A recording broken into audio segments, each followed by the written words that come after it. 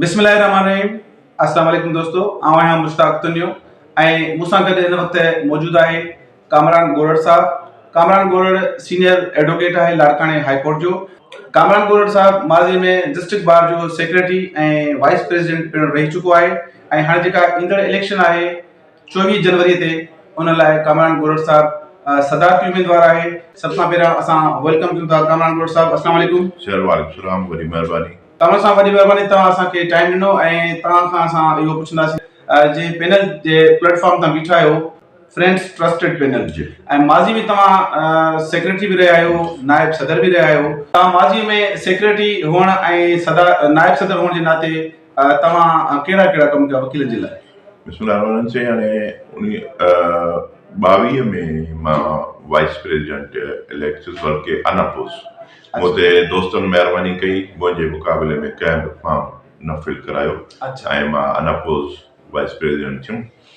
उन में असांजी बाक़ी दोस्तनि इलेक्शन कॉन्टेस्ट कई, जंहिंमें आरिफ सफदर गोरी साहब प्रेसिडेंट थिया ऐं उन में उन्हनि हिकिड़ी कमेटी ठाही, ग्रीवियंस रिड्रेसल कमेटी जो मूंखे चेयरमैन बणायो, जेकी वकील साहब जा मसला मसाइल हुया उन्हनि जे लाइ। उन में हूअं त अलहमदिल्ला मां जेको बि दोस्त खे मूंखां पुॻो मां उन्हनि जे लाइ बाक़ाइदे कयो ऐं अलहमदिल्ला वॾी ॻाल्हि इहा आहे त असांजो उन शइ में इहा तय थी बाडी में तॾहिं जो असांजो सेशन जज साहिबु साईं शरफुद्दीन शाह साहिब जन हुआ, उन्हनि सां इहा शइ कई थी त साईं असांजी बाडी में इनशाला तव्हांखे कॾहिं बि वर्क सस्पेंड न मिलंदो। सही। मां सवाइ पाकिस्तान बार काउंसिल ऐं सिंध बार काउंसिल जे कॾहिं बि असांजे टेन्यूअर में को बि वर्क सस्पेंड न थियो। हालांकि उन में वॾा मसला थिया वकील साहिबनि सां, पर असां उहे कानूनी दायरे में रही करे उहे हल कयासीं। उन में वॾे में वॾो इशू असांजो बशीर बुगियो साहिब जिन सां थियो, मरहूम अलाह से हुनजी मग़फ़रत करे हे जान छॾे विया आहिनि।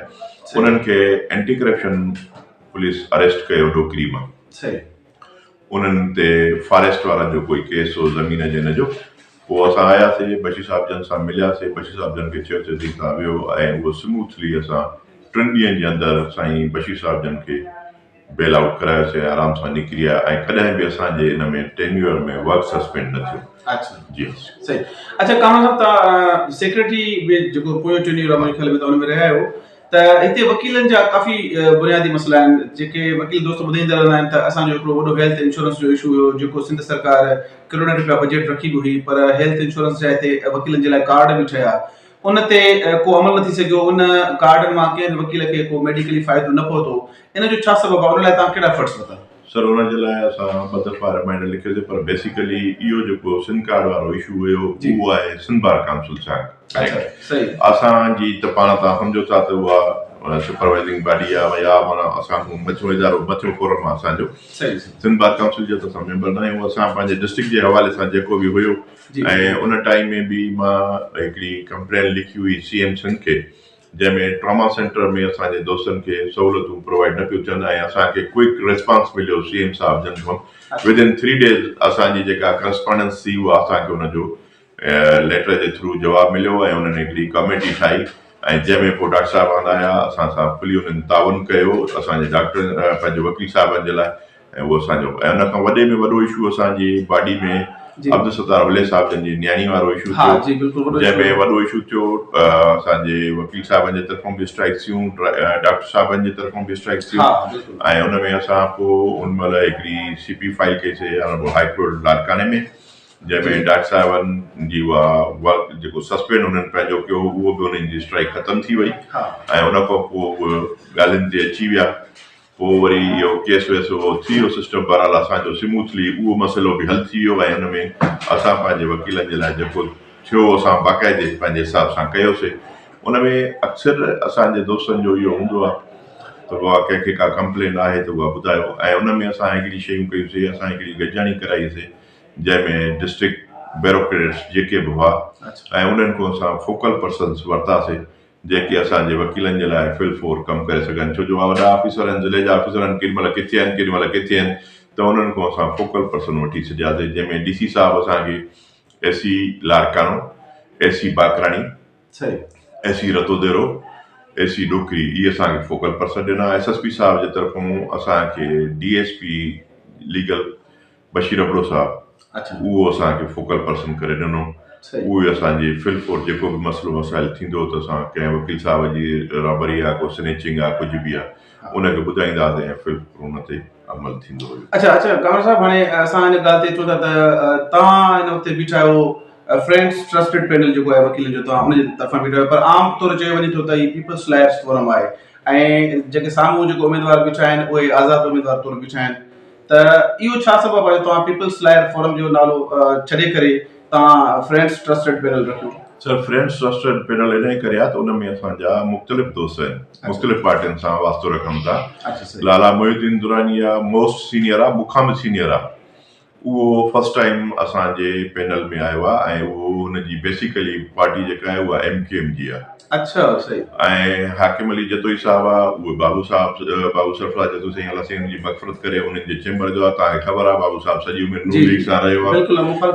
ऐं उन खां पोइ असांजो ॿियो आहे सदाकत जतोई साहब, शफ़क़त रज़ा जतोई, उहो बि असांजे पैनल में आयो। तंहिंजे करे असांजो हिकिड़ो दोस्तनि जो हिकिड़ो ट्रस्टेड गॾियल पैनल आहे। कंहिं बि जेकॾहिं पार्टी जे हिसाब सां हलंदासीं त पोइ त असांजो माना ॿियनि खे असां न खणूं, हे असांजो फ्रेंड जो गॾियल हिकिड़ो पैनल आहे। बाक़ी जेके तव्हां चओ था त उन में जावेद साहब आहे जेको मुंहिंजो आहे मुखालिफ़ उमेदवार, उहो पाण PTI सां बिलोंग थो करे, आज़ाद उमेदवार त न आहे। ऐं इहो ई वाहिद माण्हू आहे असांजो। हिते असांजी बार में हिकिड़ी रवायत रही आहे त ज़ुल्फ़िकार भुट्टो साहब शहीद, मोहतरमा शहीद, या असां साईं GM साहब जेके हे जान छॾे विया आहिनि, उन्हनि में ई उन्हनि जा ई फोटो लॻल आहिनि सिर्फ़ु असांजी बार में। सही। जावेद साहब पहिरियों ई माण्हू आहे जंहिं ख़ान साहब जो जीअरे फोटो ॾिनो असांजी बार में, बाक़ी त सभु हे जान छॾे विया आहिनि जेके फोटो लॻल आहिनि। अच्छा, ॾाढो सुठो। पर हाणे हिकिड़ी ॻाल्हि हिन में इहा थी थिए त माज़ीअ में जेका बार जी सियासत रही आहे उहा सम्झो त ॿिनि हिसनि में रही आहे। हिकिड़ो पीपल्स लायर्स फोरम जे तरफ़ां माज़ीअ में इलेक्शन लड़ंदा रहिया आहिनि ऐं ॿिया दोस्त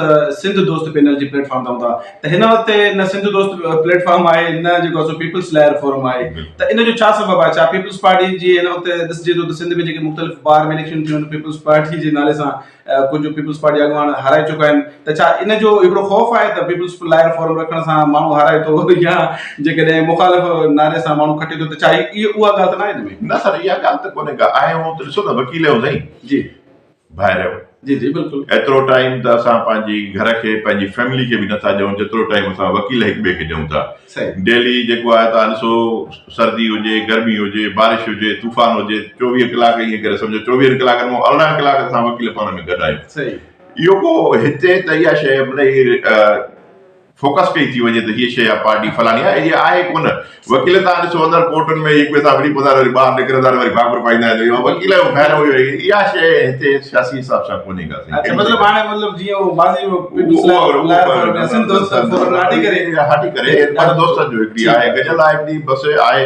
ॿियो ॾिसो, हिते का न को इन ते जहिड़ो आहे त को बाबा हिते असां वटि बजटूं आहिनि, हे हिकिड़ो दोस्तनि जी आनर आहे, हिकिड़े साल जो बोर्ड ते नालो आहे, बाक़ी त ॿियो हिते आहे कोन। चए ऐं दोस्तनि खे हिकिड़ी नुमाइंदगी मिले थी, भाई असांजे ॿार जो नुमाइंदो आहे, बाक़ी त अदरवाइज़ अहिड़ी त का ॻाल्हि आहे। अच्छा, हाणे इन ॻाल्हि ते अचूं था त हाणे तव्हां हिन वक़्तु सदायती उमेदवार आहियो, माज़ी में तव्हां नायब सदर बि रहिया आहियो, सेक्रेटरी बि रहिया आहियो। हाणे आउं इहो तव्हांखे पुछंदुसि त हिन वक़्तु वकीलनि जा इशूज़ कहिड़ा आहिनि लाड़काणे में? सर, वकीलनि जा इशूज़ हींअर जेको मेन ते आहिनि उहे वकील साहिब जा ॾिसो था, जेको सूरत हाल हिन अमन अमान जी आहे, बदतरीन सूरत हाल आहे अमन अमान जी। ऐं हाणे अलाह कयो कुझु हुन में बहितरी आई आहे, काफ़ी इनकाउंटर्स वग़ैरह इहे जेके थिया आहिनि, कुझु हुननि में रेशो घटियो आहे ॾोहनि जो, बाक़ी न त को दोस्तनि जी केॾी महिल मोबाइल स्नेच बि थिए त मोटरसाइकिल इहो आम केसिस थियनि पिया। मेन इशू त असांजा इहे आहिनि, बुनियादी जेके असांजा हक़ आहिनि उहे त हिन सही साफ़ पाणी खपे, माहौल सुठो खपे, ट्रीटमेंट सुठी खपे, हॉस्पिटल। बाक़ी अल्हम्दुलिल्लाह वकील पाण क्रीम ऑफ सोसाइटी आहे, हर वकील पंहिंजो कमु वठी ॼाणे थो, अहिड़ी त ॻाल्हि ॿी त का कान्हे का ख़ासि। सही। मतिलबु हिन वक़्तु ॾिसो, वकील चवनि था त जेकॾहिं अमन अमान जो मसइलो इहो जनरल थी वियो आहे, लाड़काणे में तमामु घणो थी वियो आहे, त इन लाइ वकील काफ़ी दोस्त चवंदा आहिनि त असांजे प्रोटेक्शन लाइ वकीलनि खे लाइसेंस फ्री मिलणु खपनि, हथियारनि जा पंहिंजे प्रोटेक्शन लाइ हुजण बि खपनि। ऐं उन खां अलावा हेल्थ जेको इशू माज़ी में मतिलबु न रहियो आहे, त हाणे तव्हां चओ था त उहो हिकिड़ो मथियो इशू आहे, पर तव्हांजे अचण खां पोइ ज़ाहिर आहे उन ते तव्हांजो कमु थियणु खपे। उन खां अलावा हिकिड़ो वॾो लाड़काणे में जेको मसइलो आहे त हिकिड़ी पीपल्स लायर कॉलोनी आहे जेका वकीलनि जी एयरपोर्ट रोड ते, उहा गुज़िरियल 25-30 सालनि खां वठी हिकिड़े सम्झो त तदाद जो शिकार आहे। जेके बि बाडियूं आहिनि उन इहो नारो हणंदियूं त जेको असां ईंदासीं ऐं वकीलनि जा प्लाट पिया आहिनि उन्हनि खे असां ॾींदासीं। ऐं माज़ी में जिन वकीलनि खे प्लाट मिलिया आहिनि, काफ़ी वीचारा उन्हनि में फौत बि थी चुका, उन्हनि खे अलाट त थिया पर उन्हनि खे प्लाट न मिली सघिया। इन मामलनि खे हिकु सोसाइटी जो मसइलो, ॿियो हेल्थ जो मामलो, टियों प्रोटेक्शन जे मामले खे तव्हां कहिड़ो प्लान रखियो जेकर तव्हां सदारत तौरु खटी था अचो त उन लाइ तव्हां छा कंदो?